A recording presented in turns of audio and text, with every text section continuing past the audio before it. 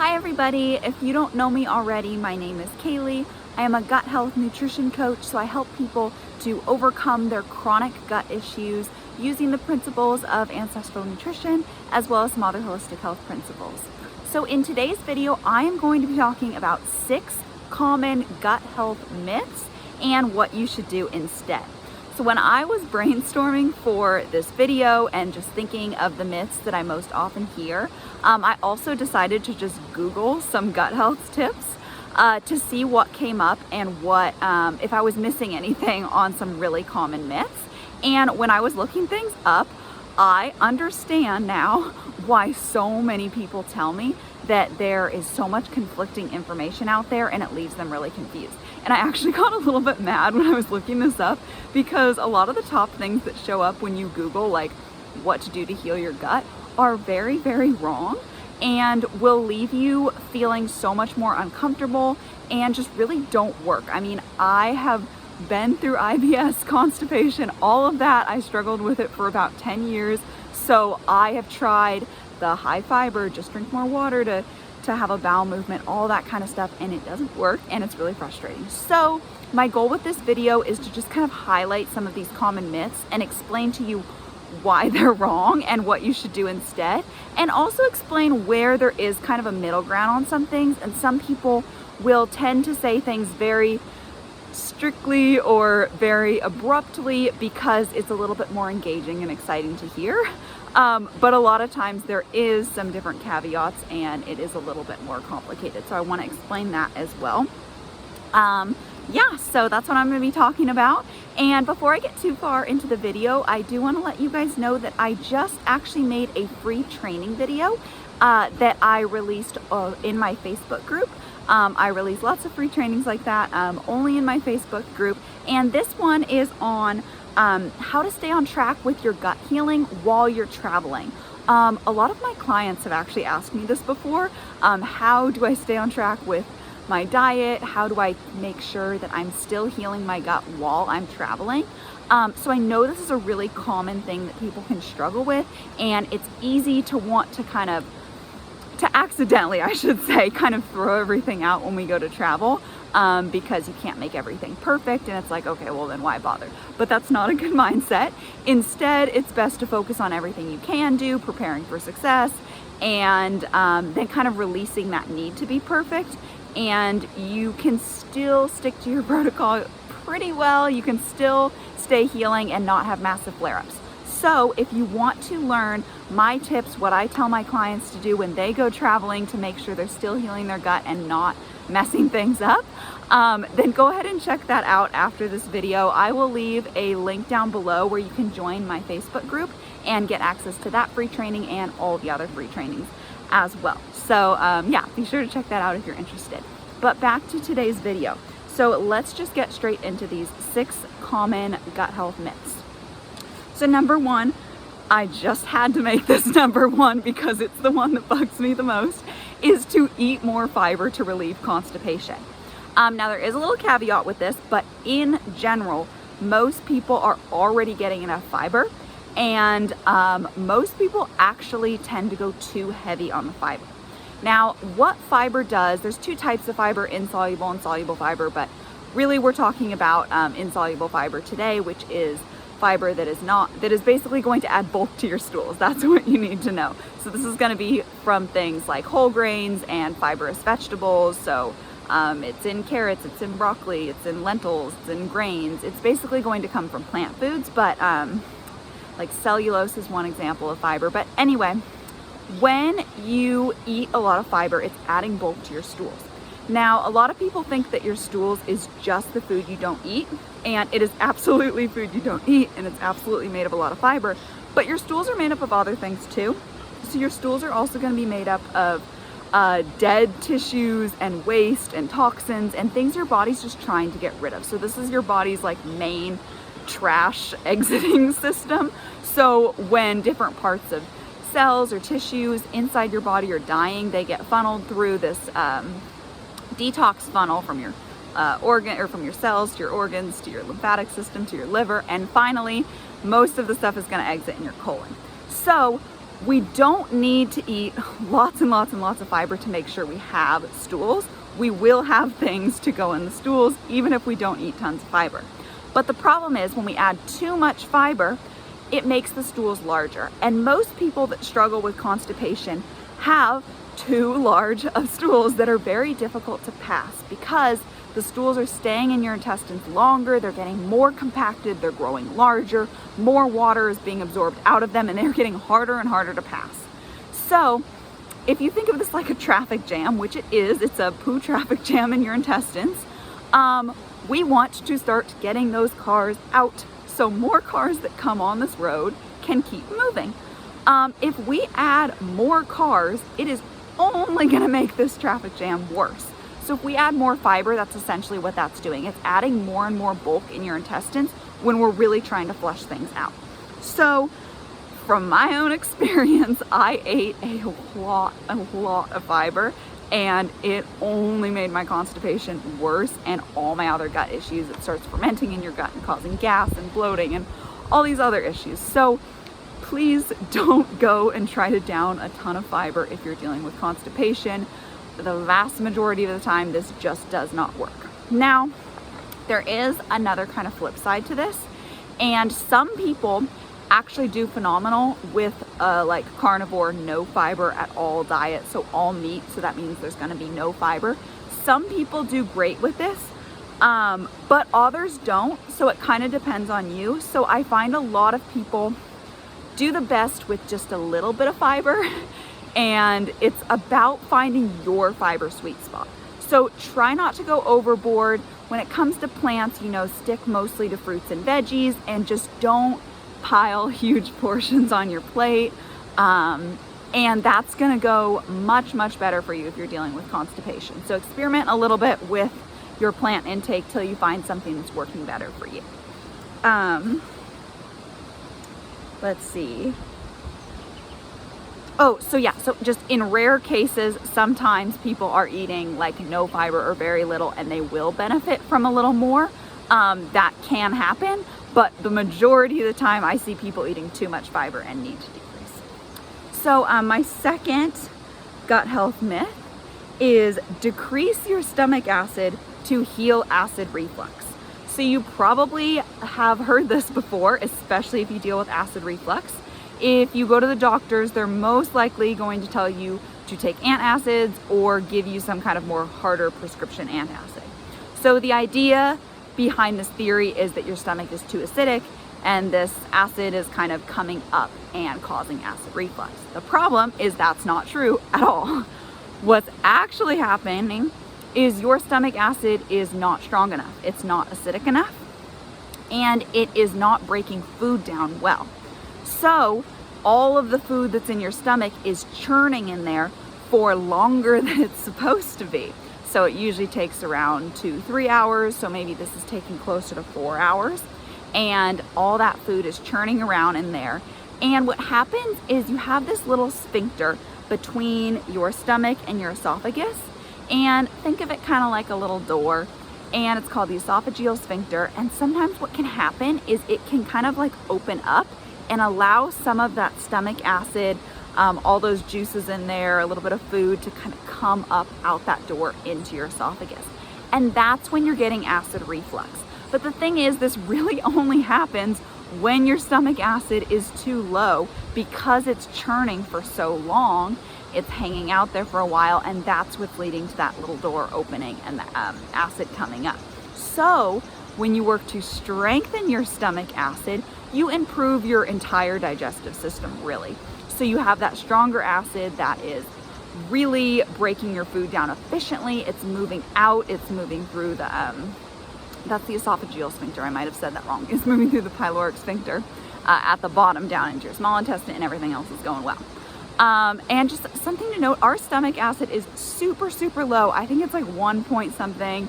It might be a little higher, I don't know off the top of my head, but it is a very low pH. So when it's not strong, when it's like not strong enough, it's still strong stomach acid, but we need it to be very strong to work efficiently.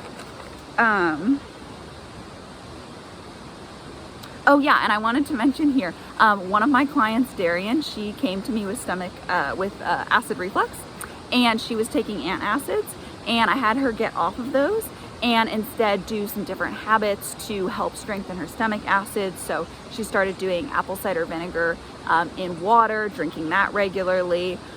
She started to really work on her digestive system and make sure she was getting the nutrients that you need to make stomach acid in. And we worked on a few other kind of lifestyle things as well that help promote strong stomach acid and prevent acid reflux. And she no longer has any acid reflux. It took about 3 months for it to go away almost completely. And yeah, she's not suffering with any acid reflux anymore. So if you're like, does that really work? It absolutely does work. So number 3, which has a little caveat to it, but number 3 is low FODMAP to heal IBS. So a lot of people do see some positive results with low FODMAP, and they do figure out a few things that work well for them. They are cutting down some plants, so most of the time that is going to decrease gas because you're decreasing a little bit of fiber, decreasing some anti-nutrients as well. So a lot of people see some good results with low FODMAP, but the thing is, just low FODMAP will not heal your gut. And oftentimes it's kind of the only thing people are told when they go to the doctor for different gut issues. They will talk about their stomach hurting, having constipation, maybe they'll get IBS as a diagnosis, maybe they'll take tests and not much will come back. Usually the doctors will give you some kind of pill and tell you to do low FODMAP. So like I said, low FODMAP isn't like terrible or anything, but it's quite complicated actually. I can't even always remember what all the letters stand for. Like F is like fructones, and O is like olysaccharides, and D is disaccharides, and it just gets really complicated. And then you have to know what each of those means, so then it ends up being like different specific fruits and dairy, and it just gets kind of complicated. And in my opinion, it's very unnecessarily complicated. And yeah, it's just a really complicated way to tell you what foods to avoid when there are so much easier ways to do that, like with an ancestral diet, which is what I use instead. And I'll link a little box in the corner. I always forget which one it is, but whatever corner it is, about an ancestral diet and what that is, if you're interested in learning more.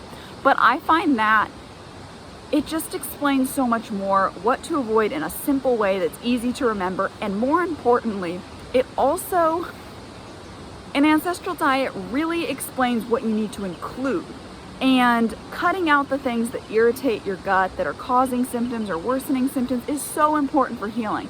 But you also need to include the foods that will nourish and heal your body, because nutrients are ultimately what is going to repair the damage in your gut and what is going to stimulate the right digestive enzymes to make sure everything's functioning properly. And when things are functioning properly, that's when your symptoms go away. So my beef with low FODMAP is it just kind of is not a whole picture solution at all. It's like a tiny little corner, and I think it gets a little bit too much credit as like, just do low FODMAP and you'll be fine. And I really doubt that that'll fix all of your issues. So that's kind of what I meant by that one.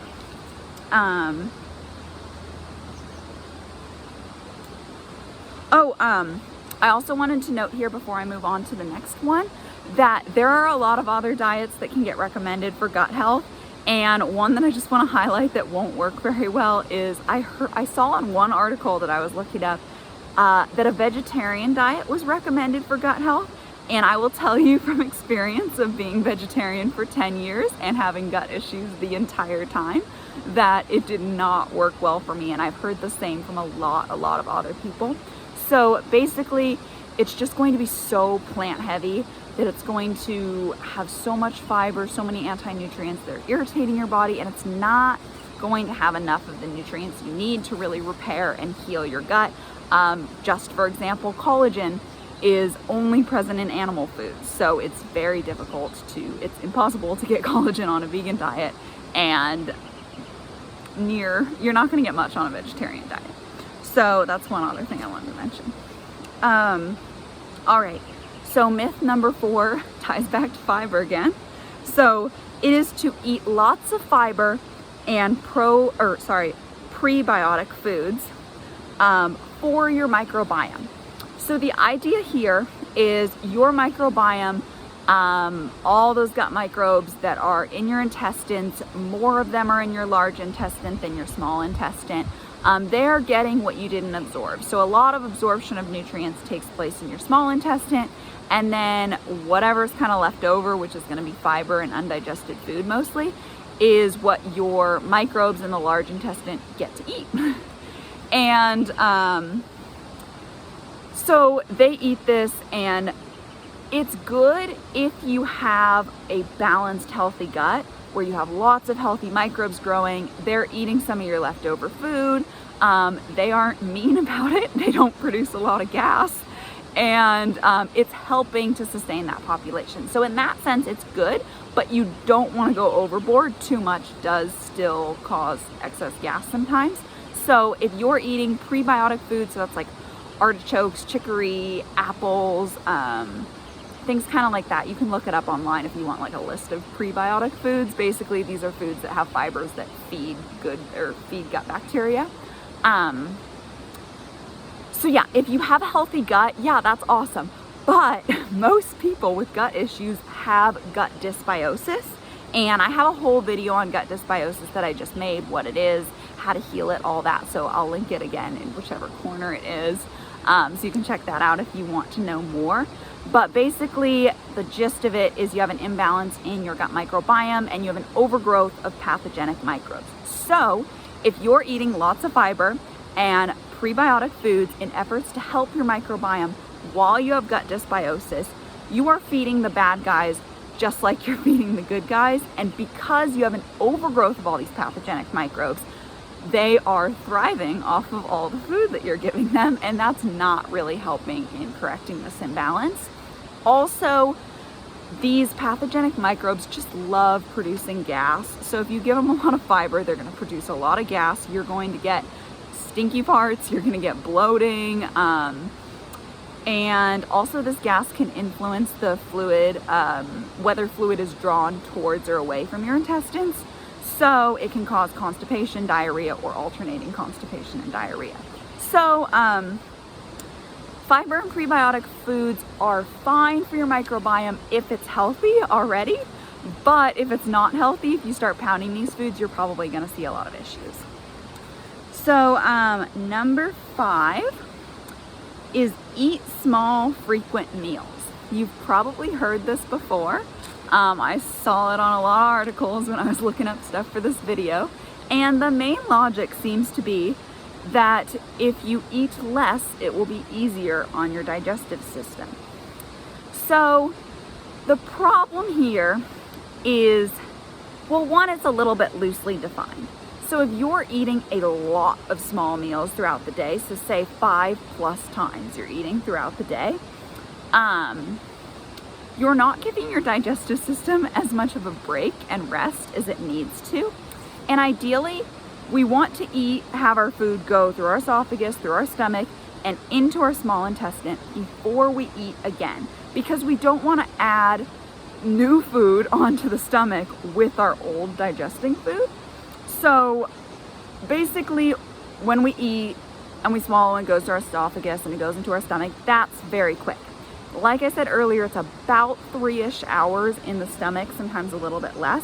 So we want to wait 3 hours between the last time we ate and the next time we eat, so our stomach can fully digest that food, bring it all into the small intestine, and be ready for a new meal.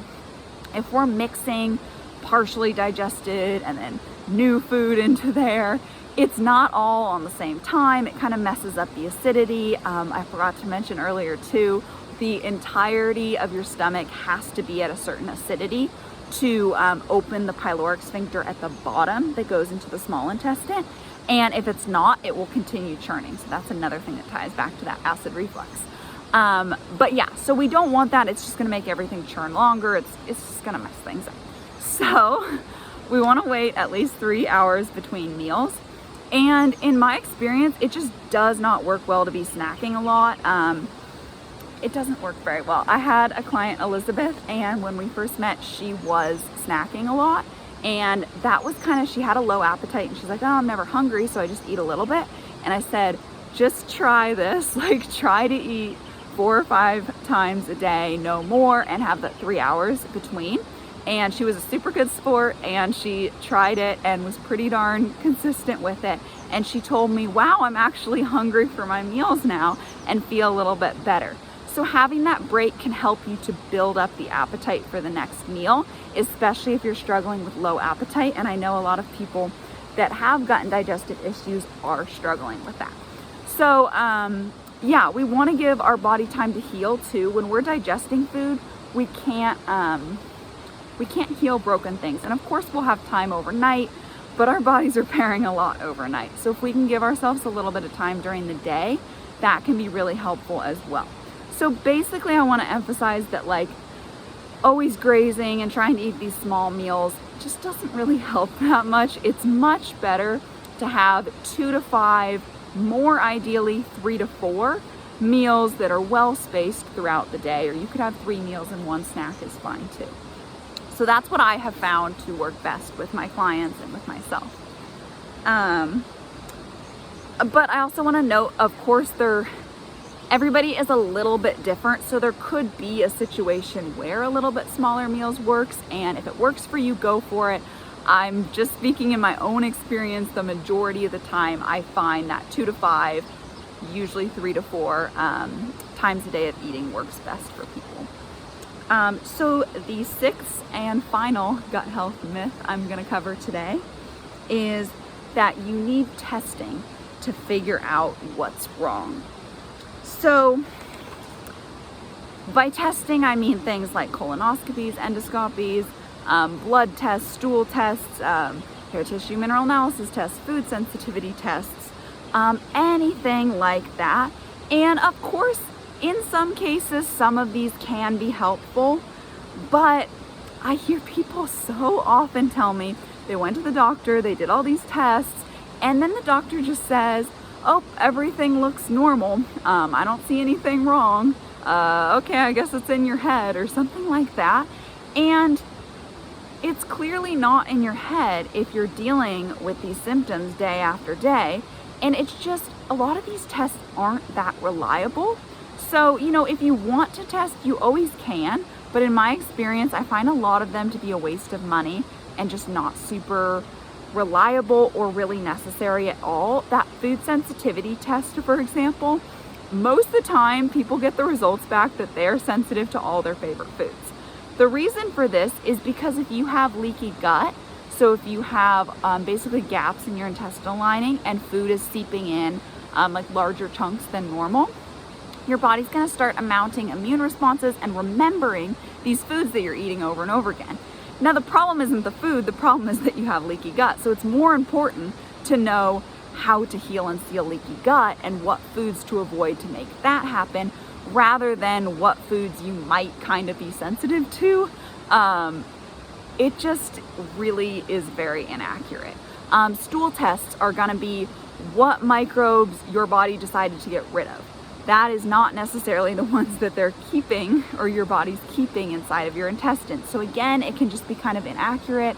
Parasite tests, I have heard people say they can literally see the parasites in their stools when they send it in and have it come back negative. So that's another one that's just not always accurate. Yeah, so basically a lot of these testings aren't quite fully accurate. And even if you do learn something from it, it's just not always necessary that you know that from the beginning. Based on your symptoms, it's usually pretty easy to figure out what's going on if you work with somebody who's familiar with that. Yeah, so basically you really don't need testing. What you really need is to understand what foods help support your gut, what foods help support your digestive system, and what foods across the board are very irritating to it. Then have someone to help you narrow that down for you a little bit more specifically. People that have constipation are going to eat a little different than people who have diarrhea. People that have acid reflux will have extra things to consider. So it's really most helpful to have a qualified practitioner help sort these things out for you, rather than to just take tests and kind of get an idea what to do. Everybody's different and you can do that if you want. But the main thing I want to emphasize here is you don't have to. That is not how you figure out root causes of issues across the board. There are lots of other ways. So you do not need testing in order to heal your gut. I never did any of the testing and I healed my gut fine.